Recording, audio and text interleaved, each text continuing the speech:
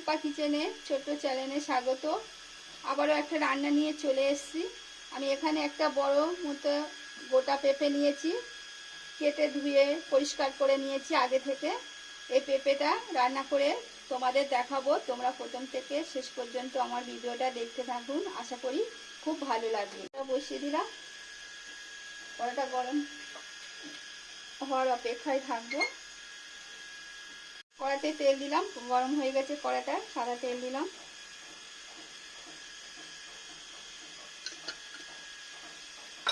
তেলটা গরম হয়ে গেছে,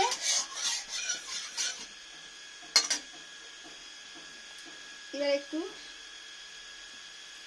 সামান্য হিং দিলাম।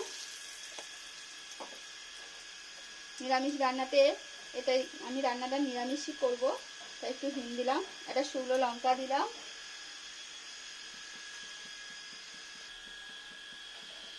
অল্প করে জিরের ফোড়ন দিলাম।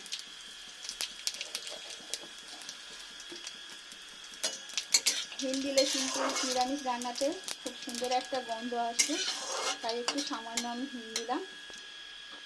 ফোড়ন দেওয়া হয়ে গেছে, এবার আমি এখানে কেটে রাখা পেঁপেটা দিয়ে দিলাম। আমি পেঁপেটা শুধু করছি, আপনারা চাইলেও আলু দিয়েও করতে পারেন, আলু দিয়েও করা যায়। আমি পেঁপে শুধু আলু ছাড়া করছি। এবার পেঁপেটা আমি ভালো করে একটু ভেজে নেবো তেলের মধ্যে।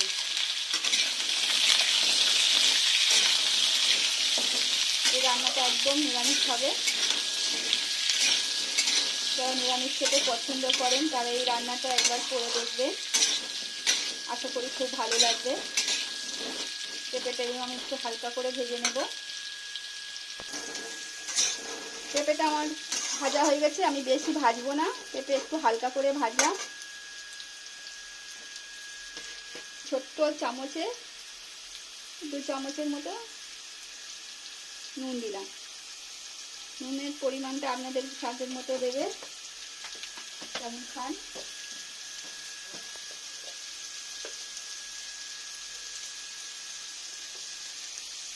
হাফ চামচের মতো হলুদ দিলাম।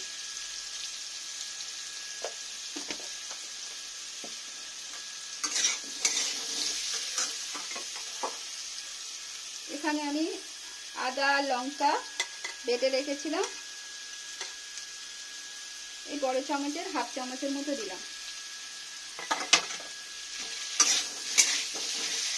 কাঁচা লঙ্কা আদা সব একসঙ্গে বেটে নিয়েছি,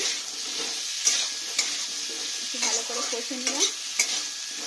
এবার এখানে একটা টমেটো কুচে রেখেছিলাম, দিয়ে দিলাম।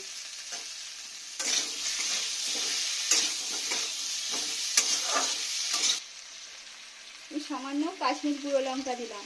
এখানে আমি ঝালের লঙ্কা ব্যবহার করব না, কারণ আমি লঙ্কা বেটে দিয়েছি। আর একটু জিরের গুঁড়ো দিলাম সামান্য পরিমাণে।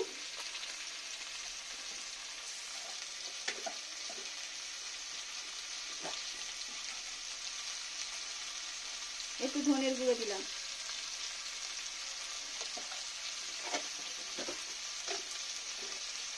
একটু আস্তে করে আবার একটু লো মিডিয়ামে রেখে নাড়তে হবে, ভালো করে জোরে দেওয়া যাবে না, কারণ মশলাটা পুড়ে যাবে।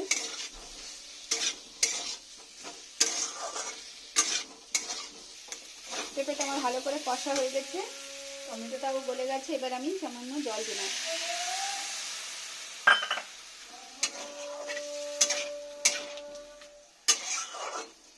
গ্যাসটা বাড়িয়ে দিলাম।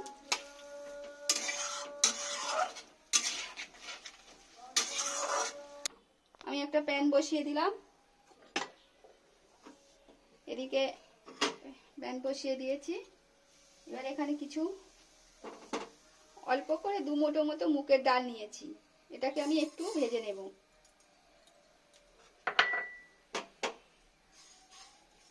একটু ভালো করে ভেজে নেব খুন্তির দ্বারা।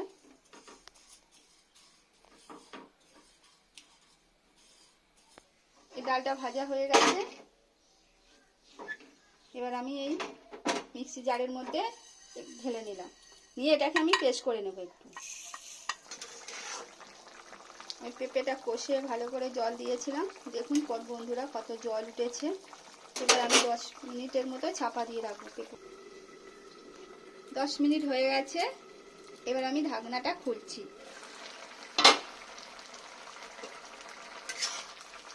দেখছি পেঁপেটা সিদ্ধ হয়েছে কিনা। পেঁপেটা একদম সিদ্ধ হয়ে গেছে, দেখুন বন্ধুরা, একদম কেটে যাচ্ছে পেঁপেটা। এবার আমি একটু পেঁপের মধ্যে চিনি অ্যাড করলাম, কারণ নিরামিষ রান্নাতে চিনি দিলে খেতে খুব ভালো লাগে। 2 চামচের মতো চিনি দিলাম।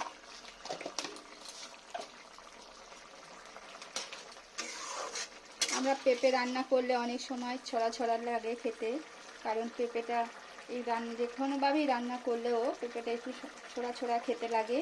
তাই আমি যে এখানে মুগের ডালটা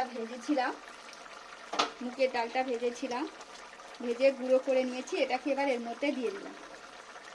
এটা দেওয়ার পরে পেঁপের তরকারিটা একটু ঘন ঘন হবে, খেতে ভালো লাগবে।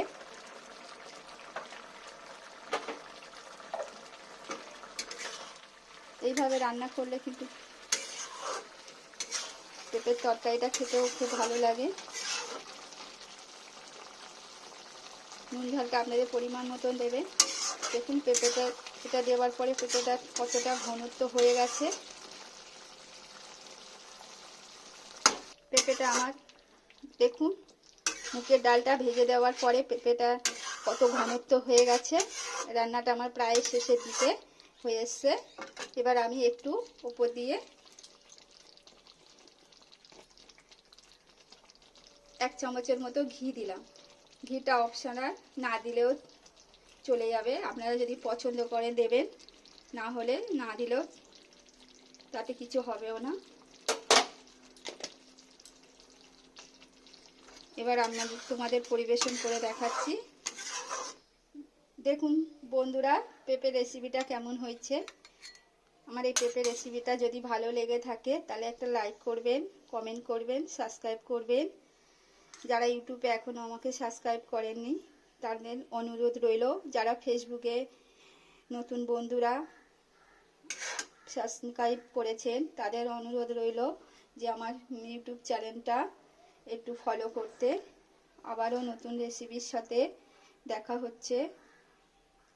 ততক্ষণ টাটা, বাই বাই, সুস্থ থাকবেন, ভালো থাকবেন।